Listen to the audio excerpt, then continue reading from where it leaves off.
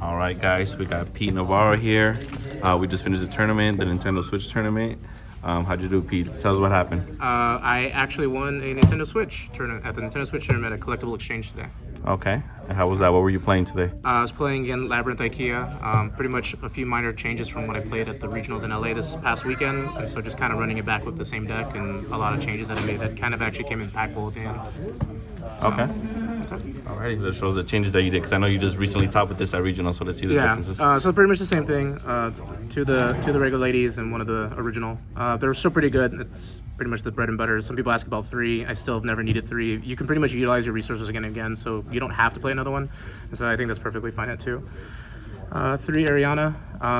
Yeah, you have to play her because she's your bread and butter for the deck. Starts everything off perfect for it. I'm playing still the IKEA version, so 3 Chandelures and 3 Stovies.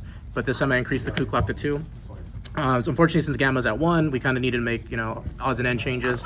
So I increased the coup clock, and then another card I increased to 3, and that's actually made a huge difference overall with it. So it's a lot stronger, and having access to the clock is good because in mirror match, you need to constantly rotate all of the furniture, and that's how you get ahead. And I had to play one of my teammates in a mirror match, and we were resolving all 3 of these, going to like chain link 6 and 7, and then we both made sure that we were both under Eradicator, and we were both under the field spells getting popped. So we literally were playing who had the most engine at the last time.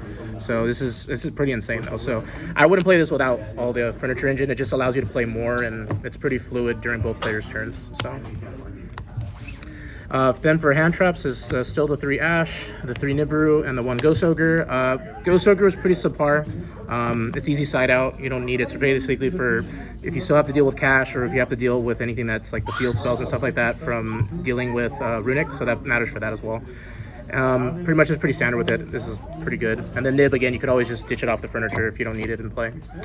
Spells was only 4. It was 3 Extrav and the field spell. Again, the field spell is important for going against control decks, and this is, again, the card you need for mirror match as well. So I bet that came up a lot during the mirror match. Yeah, I did. But we both blew each other's field spells out, so it didn't matter. Game 1, I used it against him. He couldn't play. Game 2, we both eradicated each other. We both lost both their field spells, but I outgrinded him in resources, so it was just, at that point, it was just game. I still stick by the 2 Welcome Labyrinth and the 3 Big Welcome. Your goal is to kind of just abuse these as much as possible. You side this, when you go in second, usually side one of these out, and that's pretty much how the engine works. This card's insane. People forget that you can bounce any monster at resolution. It doesn't have to be a Labyrinth or a Fiend.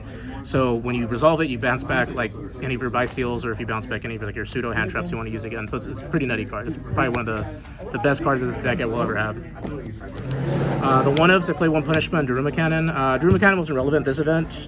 This happened for 1 round. I got to use it, but again, not too overpowerful. They're just there if you need to search them, and then they're easy side deck cards still. So.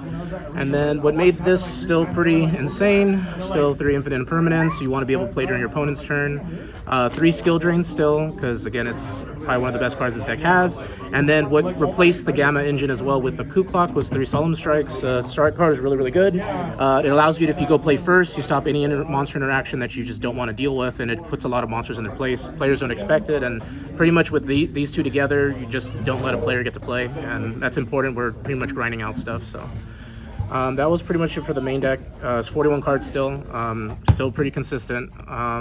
Let's go ahead and go into the extra deck.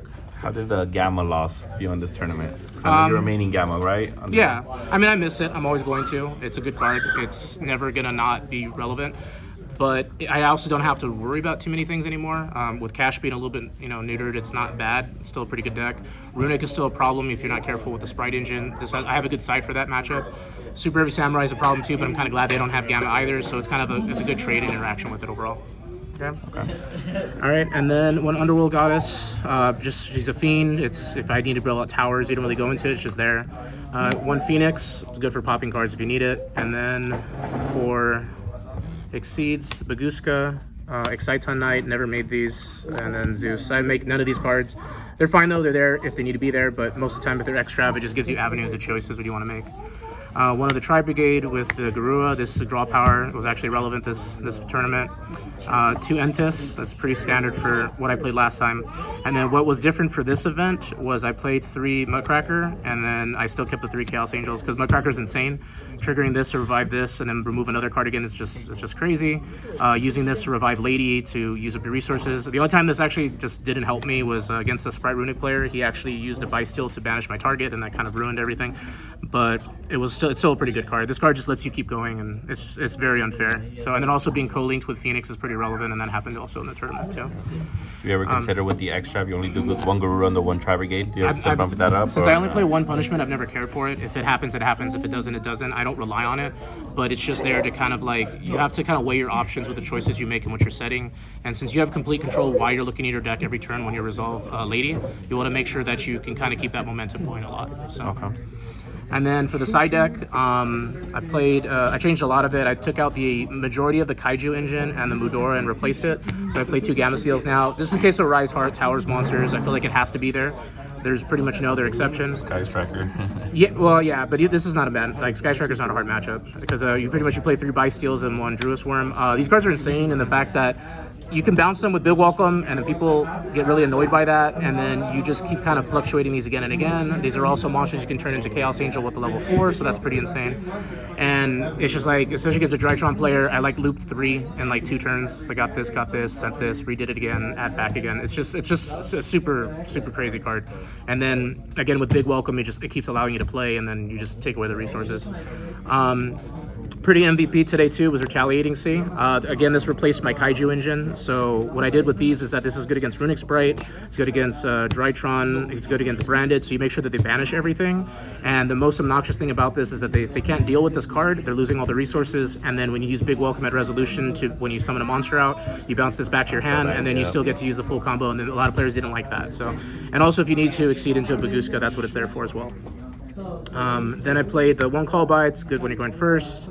And then I played the 1 of Traps as Dimensional Barrier, Eradicator, and Deck Devi. Both of these are pretty good. This is the most relevant one, of course, because again, Mirror Match and all that. And again, against Mirror Match, I eradicated him, he eradicated me, and we just didn't play. And then 3 Evenly Match. I did not use these at all. Everything else was used this entire tournament, so except for the Gamma Seals in this. So there's always 5 cards that you never really need because your engine is so strong already. So I know you did mention that the Deck Devi didn't come up that much. Is there something you would replace a Deck Devi with, or you just still keep it regardless? I feel like Deck Devi has to be no matter what, because if you play against Super Heavy Samurai, and then if you play against Super Heavy Samurai and you play against Sprite, so you absolutely need it for that. And I would never ever change this out, just because again it's tutorable, and if you need it, it's there.